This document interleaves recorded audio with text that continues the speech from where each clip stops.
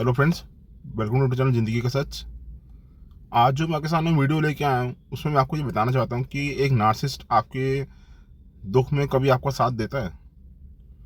उस टाइम पे जब आपके घर में किसी की डेथ हो जाए,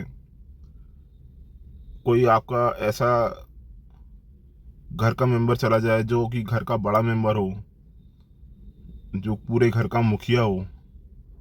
आप समझ रहे हो ना मेरी बात को?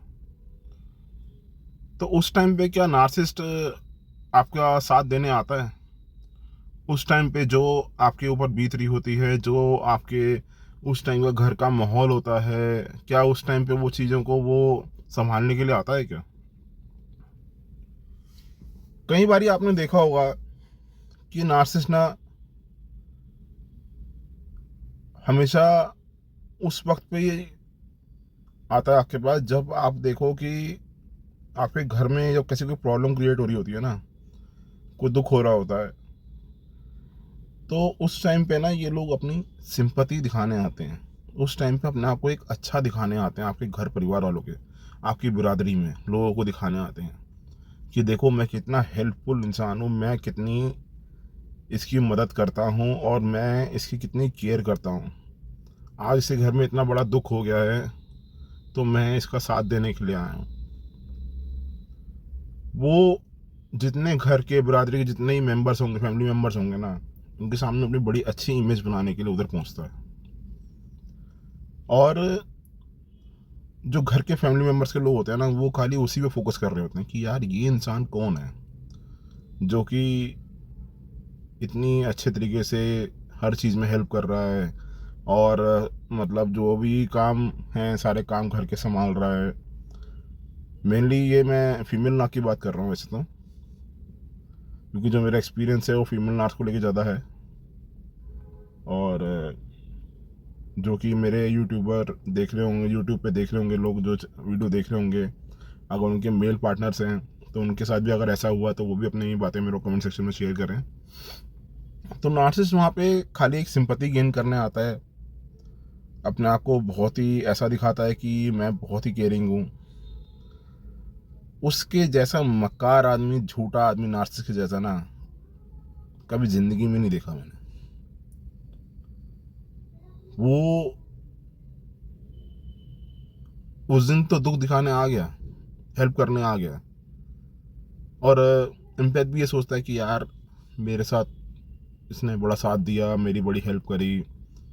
तो इम्पैथ के दिमाग में तो ये रहता है कि वो हमेशा ना उस चीज़ को लेके याद करता रहता है, नहीं यार इसने उस टाइम में मेरी बड़ी हेल्प करी थी, उस टाइम इसने मेरे साथ बहुत काम करवाया था।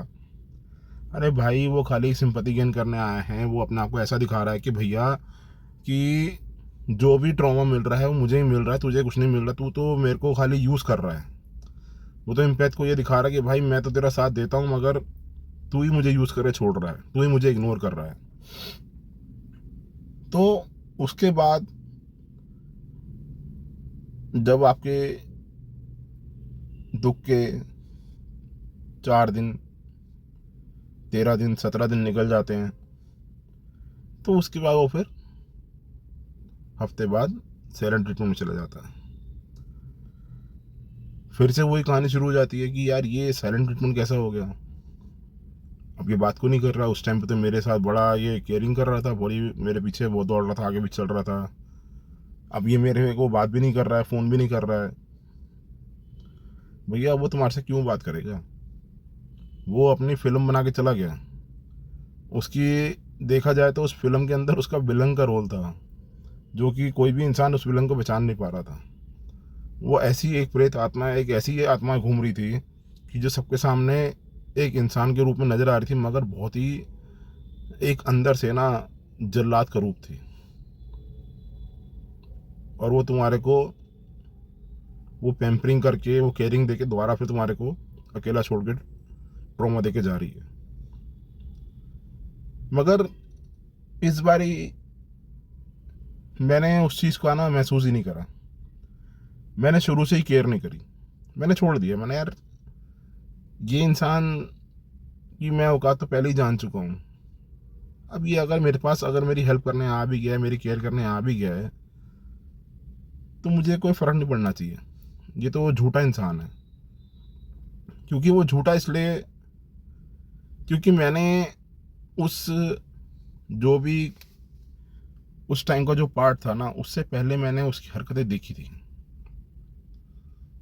उसने मुझे उस टाइम से पहले, उससे पहले ही, उस पार्ट से पहले ही, फिल्म से पहले ही उसने मुझे इग्नोर करना शुरू कर रखा था, और उसका किसी नई सप्लाई के साथ लव बॉम्बिंग चल रही थी। तो जब ये किसी इम्पैक्ट को ये बात पता लग जाती है ना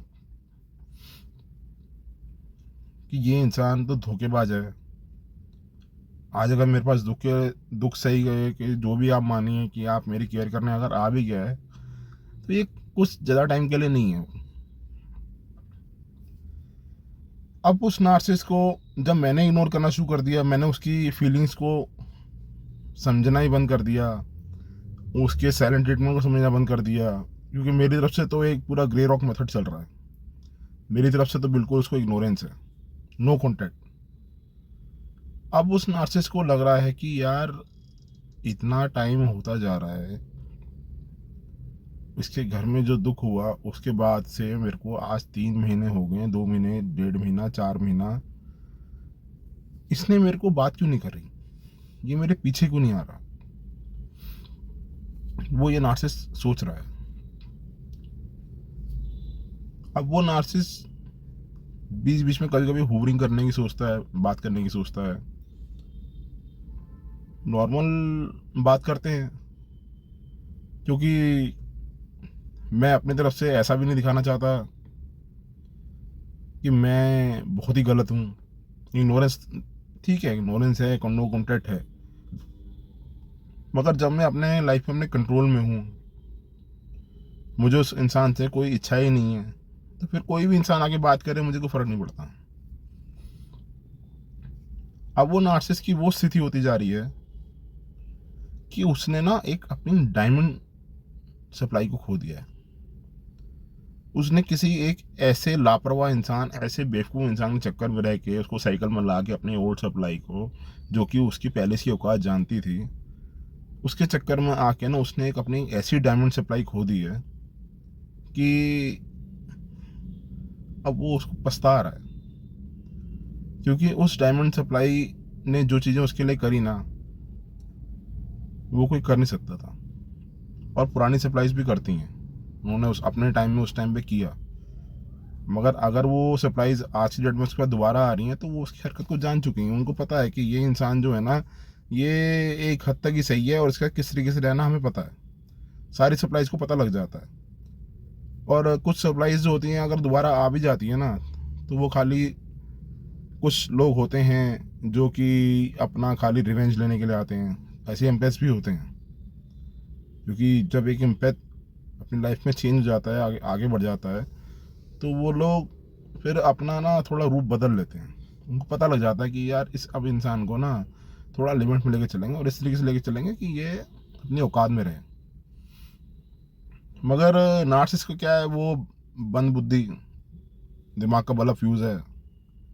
उसे ये लगता है कि मैं जिससे भी बात कर रहा हूँ, जिसको भी लव बॉम्बिंग कर रहा हूँ, दोबारा मेरे चक्कर में, मेरे चंगुल में फंस रहा है। मगर उसे ये नहीं पता कि भाई तेरी औकात जो है ना समाज में, जो जो लोग तेरे को जानते जा रहे हैं, वो तेरी लव बॉम्बिंग को बार बार से खाली एक टाइम पास के तौर पे ले रहे हैं। अब